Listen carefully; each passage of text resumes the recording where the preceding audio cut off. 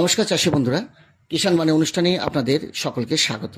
এই অনুষ্ঠানটি পরিবেশিত হচ্ছে ভারত সরকারের কৃষি এবং কৃষক কল্যাণ মন্ত্রকের সহায়তায়। আজকে আমরা পেয়েছি দুইজন চাষী বন্ধুকে, তার মধ্যে একজন মহিলা চাষী বন্ধু আছেন যিনি নিজে স্বনির্ভর দল করেন। আজকে স্বনির্ভর দল করে চাষবাস করছেন, হাঁস মুরগি পালন করছেন।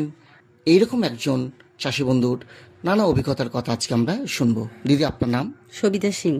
দিদির কাছে জানবো যে স্বনির্ভর দল তো করেন। হ্যাঁ, আমি স্বনির্ভর দল করি, অনেকদিন ধরেই করছি।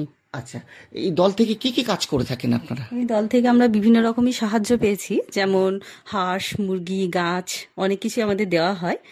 সেই গাছগুলো আমরা লাগিয়ে অনেক রকম উপকার পেয়েছি। তো এখন কি কি চাষবাস করেছেন? এখন আমি টমেটো লাগিয়েছি, ধনেপাতা, কাঁচা লঙ্কা, কুমড়ো, ঝিঙে। তো এগুলো পুরোপুরি জৈব পদ্ধতিতে চাষ করেছেন? হ্যাঁ, পুরোপুরি জৈব পদ্ধতিতে চাষ কিভাবে করি। জৈব সার তৈরি করেন? আমি বাড়ির যে সমস্ত খসাগুলো থাকে সেই খসাগুলো এক জায়গায় রেখে সেটা পচিয়ে আমি সার তৈরি করি। তাছাড়াও চায়ের পাতা যেগুলো থাকে সেই চায়ের পাতাটাও পচিয়ে আমি সার তৈরি করি, সেটাতে কিন্তু ভালো রকম সারটা তৈরি হয়। তো এই যে বিভিন্ন ধরনের সবজি চাষ করেছেন, এই যে চারা গাছগুলো কি নিজেই তৈরি করেন? চারা গাছগুলো হ্যাঁ নিজে তৈরি করি। যখন আমাদের সিজনে ফুলটা পুরোপুরি মানে ঠিকভাবে পেকে যায় তখন সেই ফুলগুলোকে রাখি এবং সেখান থেকে বীজ তৈরি করে আবার নতুন গাছ সৃষ্টি হয়, এরকম ভাবে আমরা রাখি আর কি। তাছাড়াও মানে ঘরে যে সবজির বীজগুলো থাকে সেই বীজগুলো রাখি, সেই বীজ দিয়েও চারা তৈরি করি। এছাড়াও বাজারে যাই, বাজারে থেকে বিভিন্ন রকম নিয়ে আসি বীজ, সেই বীজ দিয়েও নতুন চারা গাছ হয়। আচ্ছা, দিদির কাছে জানবো যে এই চাষবাসের সঙ্গে যুক্ত কতদিন ধরে আছেন? এই চাষবাসের সাথে যুক্ত বলতে গেলে আমি ছোটবেলা থেকেই আছি। কারণ ছোটবেলায় যখন বাবা চাষ করতে যেতেন তখন ছোটবেলায় বাবার সাথে আমি সেখানে যেতাম, তখন দেখতাম বাবারা ওরকম ভাবে চাষ করতো। বাবারা তখন চাষ করতো, তখন ঠিক লাঙল দিয়ে চাষ করতো। এখন তো সেই পদ্ধতি নেই, এখন বৈজ্ঞানিক পদ্ধতি, বুঝতেই পারছেন, এখন ট্রাক্টর এইসব দিয়ে চাষ করা হয়। সেই থেকেই অভিজ্ঞতা আর কি। ওখান থেকেই ভেবেছি যে না, এরকম ভাবে করা ভালো। প্রথম একটু টুকটাক লাগাতাম, তারপর দেখছি না এটা বেশ ভালো, আর প্রচুর পরিমাণে টাকাও হচ্ছে, আমরা ঘরেও খেতে পাচ্ছি, আশেপাশেও বিক্রি করে দিই, সমস্যা হয় না, খুব ভালো জিনিস। বাড়ির উঠোনে আমি চাষ করেছি, ছাদে চাষ করেছি, ছাদের ওপর দিয়ে মাচা দিয়েছি, মাচার ওপরে প্রচুর ঝিঙে ধরছে, আপনি একবার এসে দেখুন, দারুণ ফলন হয়েছে। আর তাছাড়াও একটু চেষ্টা করি একটু বিকল্প পদ্ধতিতে চাষ করা, যেমন শীতকালে মাশরুম চাষটা করি। মাশরুমের চাষে তো প্রচুর লাভ আর খাটুনিটা প্রচন্ড কম, সবকিছু বেশ পরিপাটি করে খুব ভালোভাবেই হয়ে যায়। কারণ মাশরুম চাষটা বিকল্প পদ্ধতিতে আমার মনে করা হয় যেন খুব বেস্ট। তো এই যেহেতু মাশরুম চাষে সত্যি একটা বিকল্প চাষ হিসেবে আমরা বলতেই পারি, এবং খুব কম জায়গা লাগে, সেচ বা সার খুব একটা লাগে না, এবং ফলনও প্রচুর দেয়, প্রচুর টাকা রোজগারও করা যায়, যেটা আপনি করেছেন। মাশরুম চাষে জায়গাও কম লাগে, সেচ জল এসব কম লাগে, পোকামাকড়ের কোনো আক্রমণ নেই, এটা বেশ সুবিধাজনক আর খুব ভালো। মাশরুম চাষে চাহিদা খুব ভালো, কারণ ওটা এখন মার্কেটে ভালো উঠেছে, ওটা বিক্রিও ভালো হয়, তারপর পকোড়া এসব হয়, সেই কারণে মাশরুমের চাহিদা ভালো। আর মাশরুমের দামটাও আমরা ঠিক ভালোভাবে পেয়েও যাই, খাটুনি কম, সেই কারণে মাশরুম চাষটাতে বেশি লাভ হয়। মাশরুমের চাষটা একদিকে ভালো, মানে সারা বছর মাশরুম চাষ করা যায়, কিন্তু শীতকালে ফলন বেশি। সেই কারণে কি হয়, আমাকে বিক্রি করতে যেতে হয় না, আমার বাড়িতেই মানুষ এসে নিয়ে যায়, আমি প্যাকেট করে করে বিক্রি করি। আর মাশরুম তো এমনিও শরীরের পক্ষে খুব ভালো আর চাহিদাও ভালো, সেই কারণে মাশরুম চাষটা আমার করে আমি বেশি ভালো অনুভব করি। এবং সব থেকে ব্যাপার যে এর কোনো রোগ পোকার আক্রমণ নেই, চাহিদা তো অবশ্যই সারা বছরের চাহিদা রয়েছে, শীতকালে অবশ্যই একটা মাশরুম চাষ একটা উপযোগী ফসল। এবং সব থেকে ব্যাপার যে এটা গ্রীষ্মকালে হয়তো ফলন একটু কম হয়, কিন্তু শীতকালে প্রচুর পরিমাণে ফলনটা হয়ে থাকে, এবং সেটা আপনি করেছেন এবং প্রচুর টাকা রোজগারও করে থাকেন। হ্যাঁ হ্যাঁ, সেটা আমি প্রচুর টাকা রোজগার করে থাকি, আর খুব ভালো, শরীরের জন্য ভালো, আর চাহিদা যেহেতু বেশি সে কারণে এটাতে একটু জোর এবছর আমি একটু বেশি দিয়েছি। আচ্ছা, এই যে মাশরুম চাষ করেন আপনি এবং বাজারজাতকরণেও কোনো সমস্যা নেই, আপনার বাড়ি থেকেই নিয়ে চলে যায়, এবং এর বীজ যেটা স্পন বলে থাকি, সেটা কি নিজের হাতেই তৈরি করেন নাকি কোথাও থেকে কিনে নিয়ে আসেন? না, আমি নিজের হাতে থেকে তৈরি করি না, আমি বাজার থেকে কিনে নিয়ে আসি। ফুল চাষটা আমি 12 মাসই করে থাকি। ফুল চাষে বেশ ভালো রকম লাভ পাই, কারণ গাঁদা ফুলটা হচ্ছে কি শীতকালে তো হয়ই হয়, আর সারা বছর গাঁদার চাষটা আমার হয়। আর সেই বাড়ির থেকে গাঁদা ফুল নিয়ে যায়, মার্কেটে সেগুলো বিক্রি হয়, আমি অর্থ উপার্জন করতে পারি ভালো রকম। তো এই গাঁদা ফুল ছাড়া আর কি কি ফুল চাষ করেন? গাঁদা ফুল ছাড়া চন্দ্রমল্লিকা করি, রজনীগন্ধা করি, জবা ফুলও লাগিয়েছি। আর অপরাজিতাটা এখন একটু নতুন চেষ্টা করছি, কিন্তু সেরকম ভাবে এখন পেরে উঠতে পারিনি। তো আপনার ছাদের মধ্যে দেখতে পাচ্ছি শুধুমাত্র সবজি চাষ নয়, ফুল চাষও করেছেন, টবের মধ্যে বিভিন্ন ধরনের ফুল চাষ করেছেন। এই যে ফুল চাষ করেছেন, এই ফুল চাষ করতে গেলেও তো একটা অভিজ্ঞতা দরকার হয়ে থাকে, চারা গাছ বা সেগুলোকে কিভাবে চাষ করবেন সেটাও জানা দরকার, এবং বিভিন্ন ধরনের যে ফুল চাষ করেছেন সেখানেও বাজারজাতকরণ একটা সমস্যা থাকে, সেগুলো কি আপনার কোনো সমস্যা হয়? সমস্যা আমার সেরকম হয় না, ফুলটাও আমাদের বাড়ির থেকেই হয়। আর এই যে ফুলের যে চারা গাছগুলো সেগুলো কি নিজের হাতেই তৈরি? হ্যাঁ, সেগুলো আমার নিজের হাতেই তৈরি, কারণ আমি সেই ফুলগুলো রেখে দিই, সেখান থেকেই বীজ পাই, আবার নতুন চারা সেখান থেকেই হয়ে যায়। আর ফুলে তো সেই ধরনের সমস্যা কিছু নেই? না, সেরকম সমস্যা নেই। আর খুব ভালো লাগে, খুব সুগন্ধিত, খুব সুন্দর, সব মানুষও দেখে, জিজ্ঞাসা করে, আরো কিছু মানুষ কি সেটাতে আগ্রহী হচ্ছে দেখছি। এইগুলো করতে বেশি পরিশ্রম হয় না, খুব ভালোভাবেই করে নিই, আর সারাদিন বেশ কাজের মধ্যে কাজও হয়ে যায় আর আমার চাষও হয়ে যায়। তো এই যে বিভিন্ন ধরনের সবজি চাষটা করেছেন, চেরি টমেটো, বেগুন বা এগুলো ক্ষেত্রে, উপকারের ক্ষেত্রেও কোনো সমস্যা হলে কি ব্যবহার করেন? এইসব চাষ করতে গিয়ে নিম পাতার জল ফুটিয়ে এক জায়গায় রেখে সেটাকে বোতলে ভরে স্প্রে করি। এমনিতে পোকা হয় না, যদি হয় তাহলে আমি এইসব ব্যবহার করি। নিম পাতা বা নিমের বীজ বা সার্পের জল কিন্তু কাজ হয়? হ্যাঁ, নিম পাতা, সার্পের জলে এসবে বেশ ভালো কাজ হয়, আর গাছের ক্ষতি হয় না। যেহেতু জৈব পদ্ধতি চাষবাস করেন, সেক্ষেত্রে রোগ পোকার সমস্যা খুব একটা হওয়ার কথা নয়। না, খুব একটা হওয়ার কথা নয়। গবাদি পশু, হাঁস মুরগি এসবের যে মল থাকে, সেই মলটা আমি এক জায়গায় রাখি এবং সেটাও পচিয়ে আমি সার হিসেবে ব্যবহার করি। আপনাদের রেডিওর প্রোগ্রামটা আমি শুনেছি আর শুনিও, ওখান থেকে এই আইডিয়াগুলো আমার মাথায় এসছে যে উঠোনের মধ্যে বা ছাদের মধ্যে যেই চাষ করা যায়, মাশরুম চাষ, এইসব চাষ থেকে আমি বেশ ভালো রকম উপকার পেয়েছি। আর এইটা আমি নিয়মিত রেডিওতে প্রোগ্রামটা দেখি আর আমার খুব ভালো লাগে, আর এখান থেকে আমি অনেক রকম উপকার পেয়েছি। মেয়েরাও যে অনেক কিছু করতে পারে, সত্যি প্রথমে জানা ছিল না যে মেয়েরা এত কিছু পারে, কিন্তু এই প্রোগ্রামটা যখন নিয়মিত দেখে দেখে দেখে একদিন ভাবলাম না আমি এটা চেষ্টা করি, তা চেষ্টা করতে করতে আজ আমি যে জায়গায় পৌঁছেছি, আমি একটা বেশ স্বনির্ভর মেয়েতে পরিণত হয়ে গেছি। মানে আমি নিজের পায়ে দাঁড়িয়েছি যে একটা মেয়ে সবকিছু করতে পারে। ঠিক, মানে ইচ্ছা করলে কি মহিলারাও এগিয়ে আসতে পারে। এবং এরকম দেখবেন ইলামবাজার ব্লকের একটি গ্রামে, তারাও কিন্তু আদিবাসী সম্প্রদায় মহিলা বা স্বনির্ভর গোষ্ঠীর মহিলারা রয়েছে, তারা নিজেরাই কিন্তু জৈব সার তৈরি করছে, জৈব পদ্ধতি চাষবাস করছে। আজকে তারা কিন্তু নিজেরাও স্বনির্ভর হয়েছেন, আশার আলো তারা দেখতে পাচ্ছেন। চাকরির দরকার নেই, তারা বুঝিয়ে দিয়েছে যে চাষবাস ঠিক মতন যদি করা যায়, মনে প্রাণে যদি ভালোবাসা যায়, অবশ্যই প্রচুর টাকা রোজগার করা যায়, যেটা আপনিও করছেন। হ্যাঁ, সেটা আমিও করছি, আর আমি অনেক উপকার পেয়েছি।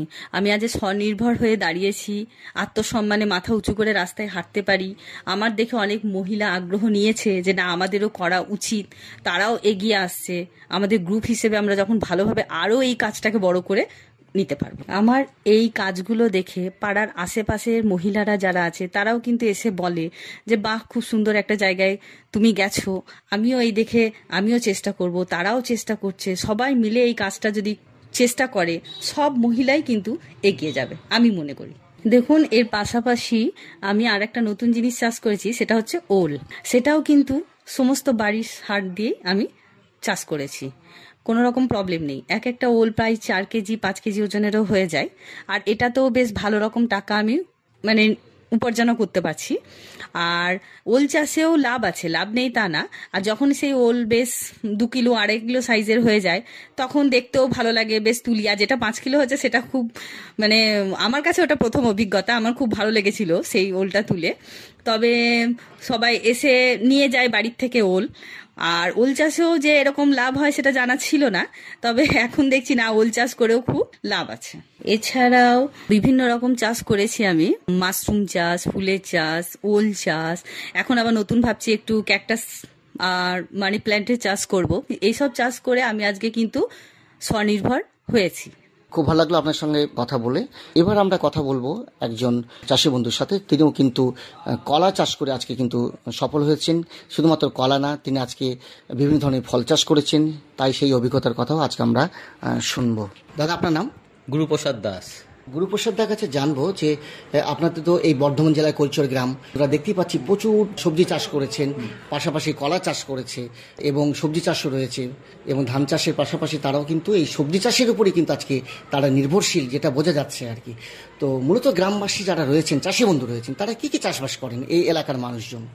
এই এলাকায় বেশিরভাগ মানুষই ধরুন ধান চাষ করে, ধান আলু ইত্যাদি চাষ করে। তবে আমি একটু বিকল্প চাষ হিসাবে কলার চাষ বেছে নিয়েছি। হ্যাঁ, কলা চাষ করি, তারপর কিছু পেয়ারা লাগিয়েছি, আমের সময় আম চাষ করে থাকি, এছাড়া শীতকালে নানান ধরনের সবজির চাষ করি। কিন্তু গ্রামের বেশিরভাগ লোক আপনার ধান চাষ করে, কিছু সবজি চাষ করে, আর ওই আপনার আলু টালু চাষ করে, সর্ষেও কিছু করে। কিন্তু আমি ওই পথে না গিয়ে একটু বিকল্প চাষের মাধ্যমে কলা চাষটাই করছি। তো কত বিঘা জমিতে আপনি কলা চাষ করেছেন? কলা চাষ করেছি এখন মোটামুটি 6 থেকে 8 বিঘা জমিতে কলার চাষ করেছি। আমি একটু অন্য উপায় করি, আমার এই 6 বিঘা জমি আছে, সেই জমিতে আমি মোটামুটি বড় গাছ রোপণ করি। আর 2 বিঘা যে জমি আছে, 1.5-2 বিঘা জমি, সেখানে আমি চারা গাছ তৈরি করি। সেই চারা গাছগুলো সেখান থেকে তুলে নিয়ে আমি এখানে রোপণ করি। যার ফলে প্রথমে এটা বুঝতাম না, আমি একজন কৃষি বিজ্ঞানীর পরামর্শে এরকম করে করছি এবং এতে খুব ভালো ফল পাচ্ছি। কিভাবে করেন, কি কি সার দেন, শুরুতে যখন রোপণ করেন, একটু জানবো আপনার কাছে। দেখুন, কলা তো সারা বছরই ফল, সারা বছরই কলা হয়, এর বাজারও আছে। বর্ষাকালেও রোপণ করা যায়, গ্রীষ্মকালেও রোপণ করা যায়। রোপণের জন্য কোনো নির্দিষ্ট সময় নেই। ধরুন আমার এই হয়তো 2 বিঘা জমিতে কলা উঠে গেল, সেই কলা উঠে যাওয়ার পর সেখানে আমি তখন কলা রোপণ করলাম। আবার অন্য জমি তখন তৈরি করলাম, বা অন্য জমিতে কলা হতে শুরু করলো। আর সার বলতে কিছু গেলে আমি মোটামুটি জৈব সারই দিয়ে থাকি। আমার গোয়াল আছে, সেখানে গরু বাছুর আছে, সেই গরু বাছুরের যে মল সেখান থেকে জৈব সারটা হয়ে থাকে। হাঁস মুরগি পালন করি কিছু, সেই হাঁস মুরগির মল থেকেও জৈব সার হয়ে যায়। কিছু জৈব সার অবশ্য আমরা লোকাল এরিয়া থেকে কিনে জোগাড় করতে, বিস্তৃত এলাকা তো অনেকটা জুড়ে আমার কলা বাগান, এতটা নিজের বাড়ি থেকে হয় না, কিছুটা জোগাড়ও করতে হয়, আশেপাশ গ্রাম থেকে জোগাড় করি। গ্রামাঞ্চল বুঝতেই পারছেন, জৈব সার জোগাড় করাটা কোনো অসুবিধার ব্যাপার নয়। তো দেখতে পাচ্ছি যে আপনি কলা চাষ করেন এবং বিভিন্ন জাতের কলা চাষ করেছেন। হ্যাঁ, বিভিন্ন জাতের কলা চাষ করেছি। কিছু কাঁচা কলা আছে, বর্তমান কলা আছে। এই বছর 3 থেকে কাঁঠালি কলা চাষ করছি, সেটারও কিন্তু খুব ভালো বাজার আছে। হ্যাঁ, সিঙ্গাপুরি তো আছে, সিঙ্গাপুরি বরাবরই চাষ করি, এই চাষ করছি। এবং কলার একটা বিশেষত্ব হচ্ছে কি জানেন, কলা গাছের তো কোনো কিছুই ফেলা যায় না। ধর থেকে শুরু করে, মোচা থেকে শুরু করে, কলা যেমন পাকা কলা খাওয়া যায়, কাঁচা কলাও খাওয়া যায়। কাঁচা কলা তো বেশ লাভজনক, কাঁচা কলার চাষটা বেশ লাভজনক। হ্যাঁ, এক একটা কাঁধি আমার বেশ ভালো দামেই বিক্রি হয়। হ্যাঁ, তার ফলেতে একটা আর্থিকভাবে স্বনির্ভর হওয়ার জন্য কলা চাষ কিন্তু একটা বিকল্প ব্যাপার হয়ে উঠেছে আজকালকার দিনে। মানে কলার কোনো অংশটা ফেলার নয়। কোনোটাই ফেলা যায় না। আমি আপনাকে বললাম, থোড় কাজে লাগে, কলার মোচা কাজে লাগে। আবার এমনও হচ্ছে আজকালকার যেমন বিশাল ভোজ বাড়িতে কলা পাতাতে খাওয়ানোর একটা ব্যাপার স্যাপার আছে, তারাও মাঝে মাঝে সময় কলার পাতা চায়, কিনে নিয়ে যায় কোনো সময়। সবসময় দেওয়া হয় না, কলার পাতা কাটলে গাছটার তো ক্ষতি হয়, কোনো সময় সেটাও বিক্রি করে একটা পয়সা কিন্তু পাওয়া যায়। মানে যেটা কথা হচ্ছে যে এই বাজারজাতকরণে কোনো সমস্যা নেই, প্রতিনিয়ত আমাদের কলা দেখতে পাচ্ছি বাজারে বিক্রি হচ্ছে এবং চাহিদা প্রচুর। কোনো সমস্যাই নেই। আমার কলা হওয়ার মোটামুটি যখন পুষ্ট হয় তখন থেকে স্থানীয় পাইকার এসে বলে যায়, তারা আমাকে দাদন দিয়ে যায়, টাকা দিয়ে যায়, অ্যাডভান্স করে যায় যে কলা তারা নেবে। এবং কাঁচা কলা যে আছে, কাঁচা কলারটা একটা ভালো চাহিদা আছে। কাঁচা কলা সবজি হিসাবে এর একটা গুরুত্ব আছে, চাহিদাও আছে। তারাও আমাকে আগে থেকেই বলতে পারেন অ্যাডভান্স করে যায়, এবং বাড়ি থেকে তারা সেই মালটা নিয়ে চলে যায়। আমাকে বাজারে দোকানে গিয়ে পৌঁছতে হয় না, বাড়ি থেকেই তারা ভ্যানে করে অন্য তারা নিয়ে চলে যায়। মোটামুটি কতগুলো গাছ আছে? গাছের সংখ্যা তো বলতে পারবো না, মোটামুটি 6 বিঘাতে চাষ করেছি, তার ধরুন 1000-500 গাছ তো আমার হবেই। আর রোগ পোকার সমস্যা সেই ধরনের? রোগ পোকার সমস্যা কখনো সখনো হয়, তখন ওই যখন দেখি যে কলার পাতাগুলো হয়তো মরে যাচ্ছে, হলুদ হয়ে যাচ্ছে, কিছু কীটনাশক আছে দিতে হয়, বা তখন হয়তো আমার ওই মোচাটাকে বা কলার গাছটাকে পলিথিন দিয়ে ঢেকে রাখতে হয়। রোগ জীবাণু, রোগ পোকা খুব সামান্য, একটু কেঁচোর উৎপাত হয়, কেঁচোর উৎপাত হলে তলাতে কিছু কীটনাশক আছে দিতে হয়। তাছাড়া খুব বেশি কিছু ব্যাপার না, আমার এলাকাটা ড্রাই এরিয়া তো, সেজন্য খুব বেশি রোগ পোকার সমস্যাটা হয় না কিছু। শুরু যখন করেছেন, আজকে তো ভালো জায়গায় পৌঁছেছেন এবং আপনি প্রচুর টাকা রোজগার করছেন, কেমন লাগছে? আজ তো ভালো লাগছে, কিন্তু শুরু যখন করেছিলাম অনেকে হাসাহাসি করেছে, ধান চাষ ছেড়ে, গম চাষ ছেড়ে, আলু চাষ ছেড়ে কলার চাষ করতে লেগেছে। এখন যারা হাসাহাসি করছে তারাই আমাদের দেখা দেখি চাষ করছে। তখন আমি সামান্য জমিতে ওই 10-12 কাঠা জমিতে চাষ করতাম। তারপর যখন দেখলাম যে না, এর একটা বাজার আছে এবং অর্থনৈতিকভাবে এটা স্বনির্ভরও করতে পারে আমাদের, তখন আমি বিস্তৃত আকারে অধিকাংশ জমিতে আমি এই চাষটা করা শুরু করলাম এবং তার ফলও কিন্তু আমি পাচ্ছি। শুধু কলা নয়, আমাকে দেখবেন কলা দিয়ে আমি শুরু করেছিলাম ঠিকই, কলার পাশাপাশি অন্য কিছু ফলেরও চাষ করছি। আমার ওই দিকে কিছু জমি আছে, সেইখানে আমি পেয়ারা চাষ করেছি, কিছু বারুইপুরের পেয়ারা, কাশির পেয়ারা এনে আমি লাগিয়েছি। আজকালকার পেয়ারা কিন্তু ভালো বাজার আছে, সে পেয়ারা চাষ করেও কিন্তু আমি একটা ভালো অর্থ উপার্জন করতে পারি। আমের সময়তে বেশ কিছু আম গাছ লাগানো আছে, আমের সময় বেশ আমের ফলন হয়, তার ফলেও কিছু কিন্তু অর্থ আমার আসে। এগুলো কিন্তু সবটাই আপনার বাড়ি থেকে নিয়ে যায়, আপনার বাজারজাত করার কোনো সমস্যা হয় না। শীতকালে কিছু সাথী ফসলের চাষ করি, কিছু সাথী ফসলের চাষ বলতে আপনার ধরুন শীতের সবজি মূলো, আপনার বেগুন, আপনার ধনে পাতা এই সমস্ত চাষ করি, সেটা করেও কিন্তু আমার একটা অন্য ধরনের শিম উপার্জন যে করতে হয়। এটা এত বড় একটা খামার তৈরি করেছেন এবং অনেকটা বিঘা জুড়ে আপনি বা জমি জুড়ে আপনি এই কলা চাষ করেছেন, পাশাপাশি আর মাঝে একটা পুকুরও রয়েছে, খুব সুন্দর লাগছে, এখানে মাছ চাষ হয়ে থাকে। অল্প স্বল্প মাছ চাষও করি, কিন্তু জলসেচের জন্যই মূলত পুকুরটা করা। তবু এখন সাবমার্সিবল ইত্যাদি হয়ে গেছে, বসিয়ে নিয়েছি, অতটা সমস্যা হয় না। কিন্তু এত বড় আজকে দেখছেন, এরকম প্রথম থেকে এত বড় ছিল না, অনেক কষ্ট করে করতে হয়েছে।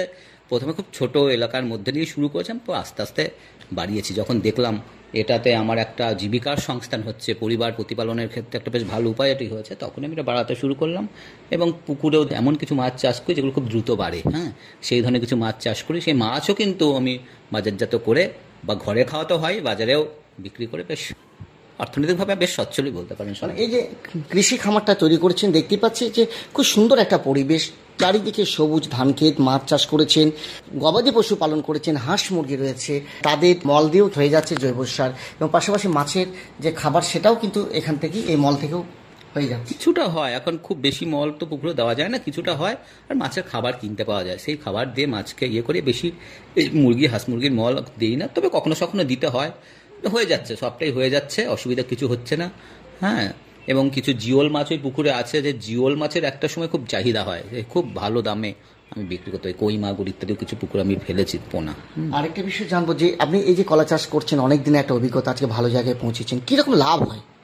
লাভ তো ভালোই হয়, বছরে একটা বেশ ভালো ইনকাম হয়। অ্যাকুরেট আমি ধরুন আপনাকে অ্যামাউন্টটা বলতে পারছি না, তবে লাখ 3-4 টাকা কিন্তু আমার হয় বছরে, কিন্তু লাখ 3-4 টাকা ফেলে ছেড়ে সব কিছুই হয়, অসুবিধা কিছু হয় না। এখন আমার কলা এই অঞ্চল ছাড়িয়ে বাইরেও যাচ্ছে, আপনাদের কলকাতাতেও আমার কলা যায়, সেই ওখানকার ব্যবসাদাররা ম্যাটাদোর নিয়ে এসেও কলা নিয়ে যায়। দেখতেই পাচ্ছেন বড় এলাকা তো, বড়োভাবে চাষ করছি। আর বড়োভাবে চাষ করলে যেমন সুবিধা আছে, কিছু অসুবিধাও সামনে আছে। রোগ পোকার উপদ্রবটা বেশি করে লোকজন রাখতে হয়, তাদেরকে নিয়ে কাজটা করতে। কিন্তু আমার পরিবারের লোকজনরা আমার কাজের প্রতি তারা খুব আমাকে সহযোগিতা করে, এবং আশেপাশে গ্রাম থেকেও আমি কিছু ছেলে নিয়ে এসে তাদের যে বেকার ছিল, বেকার ছেলেদেরও স্বনির্ভর হওয়ার সুযোগ করে দিচ্ছি কলা চাষের মাধ্যমে। তারাও কিন্তু আমার এখানে কাজ করে ভালো টাকা উপার্জন করে। সেই ছেলের সংখ্যা কিন্তু কম নয়, 15-16 জন ছেলে আছে, তারা এই পরিচর্যা করে, আমার সঙ্গে যুক্ত থাকে, তারাও কিন্তু স্বনির্ভর হয়েছে আমার পাশাপাশি, তারাও তাদের জীবিকার ব্যবস্থা আমি করেছি। সব থেকে ব্যাপার হচ্ছে, এই কলা চাষে খুব একটা যে পরিশ্রম করতে হয় তাও না, খুব সার লাগে তাও না। দেখুন, ছোট অবস্থায় করলে পরিশ্রম নেই, কিন্তু যেহেতু আমার খামারটা বড় হয়ে গেছে, পরিশ্রম আছে। হ্যাঁ, লোকজন না থাকলে করা যাবে না, পরিশ্রম আছে। কিন্তু সারটার যে খুব বেশি লাগে সেরকম কিছু ব্যাপার নয়, এবং খুব কষ্ট করে চারার জোগাড় করতে হয় বা চারা তৈরি করতে হয় তেমনও কিছু ব্যাপার নেই, খুব সাধারণ প্রক্রিয়াতে এটা তৈরি হয়ে যায়। হ্যাঁ, এখন ব্যাপারটা অনেকটা বিস্তৃত এলাকা জুড়ে, অনেক বড় এলাকা জুড়ে হয়ে গেছে বলেই আমাকে লোকজনের উপর একটু নির্ভর করতে হয়, করে না করলে তো হবেও না। এত বড় ব্যাপারটা বুঝতে সব ক্ষেত্রেই যখনই আপনার ব্যবসা বাড়বে, লোকজনকে তো রাখতেই হবে, এবং তাদের মাধ্যমে আমার চলে, বাড়ির লোকজনেরা সহযোগিতা করে, এর ফলেই আমি একটা আজকে ভালো জায়গায় পৌঁছেছি। আগাছার সমস্যা খুব একটা হয় না? না, আগাছার সমস্যা খুব একটা বেশি হয় না, আগাছা জমতেও দিই না। আগাছা একটু বাড়লে, আমার তো ধরুন নিয়মিত পরিচর্যার মধ্যেই রাখা হয়, আগাছা বাড়লেই আমরা আগাছা পরিষ্কার করে দিই। নিয়মিত আগাছা প্রত্যেকটি জমি, প্রত্যেকটি ক্ষেত পরিদর্শন করা হয়, আগাছা পরিষ্কার করা হয়, আগাছারও কোনো সমস্যা হয় না। আর দেখতেই পাচ্ছি খুব জল নিকাশিরও ব্যবস্থা খুব সুন্দর। জল নিকাশির ব্যবস্থা খুব সুন্দর করেছি। ওই আপনাকে বললাম, ওই আপনাদের এই যে আকাশবাণীতে যে অনুষ্ঠানটা হচ্ছে কিষাণবাণী, এই কিষাণবাণী অনুষ্ঠান কিন্তু আমি শুনেছি, সেটা শুনেও কিন্তু আমি খুব উপকৃত হই মাঝে মাঝে। আমি কৃষি বিজ্ঞানীদের যে পরামর্শ আপনারা দেন, সেটাও কিন্তু খুব কাজে লাগে। জল নিকাশি ব্যবস্থাটা কিন্তু আপনাদের আইডিয়া থেকে আমি নিয়েছি, এই জন্য আপনাদের আমরা ধন্যবাদ জানাচ্ছি। আপনি আজকে এসেছেন, আপনাকে ধন্যবাদ জানাচ্ছি। এই পদ্ধতিটা কিন্তু আপনাদের এই বেতারের অনুষ্ঠানের মাধ্যমে কিন্তু আমি গ্রহণ করেছি, এবং আগামী দিনে এটাকে আরো বড় করে করার একটা পরিকল্পনা রয়েছে। ইচ্ছা আছে বড় করে করবার, কিন্তু বুঝতেই পারছেন তো আজকালকার দিনে লোকজন পাওয়া খুব মুশকিল। হ্যাঁ, লোকজন পাওয়া যায় না, আর বড় করে তো একার উপর এত বড় দেখাশোনা করা সম্ভব নয়। যদি পরবর্তীকালে লোকজন পাই বা জমি যাওয়ার অভাব আছে, জমি জায়গা একটু জোগাড় করতে পারি, তাহলে বড় আকারেই করবো। খুব ভালো লাগলো আপনার সাথে কথা বলে। আজকে আমরা এসেছিলাম বর্ধমান জেলার কৈচর গ্রামে। আমরা কথা বললাম এই গ্রামেরই দুজন সফল চাষি বন্ধুর সাথে। একজন মহিলা চাষি বন্ধু এর মধ্যে ছিলেন, তিনি কিন্তু আজকে বিভিন্ন ধরনের সবজি চাষ করে সফল হয়েছেন। আর একজন চাষি বন্ধুর সাথে কথা বললাম, যিনি কলা চাষ করে আজকে কিন্তু সফল হয়েছেন, প্রচুর টাকা তিনি আজকে রোজগার করছেন। সকলকে ধন্যবাদ জানিয়ে আজকের মতন আমাদের এই কিষাণবাণী অনুষ্ঠান শেষ করছি।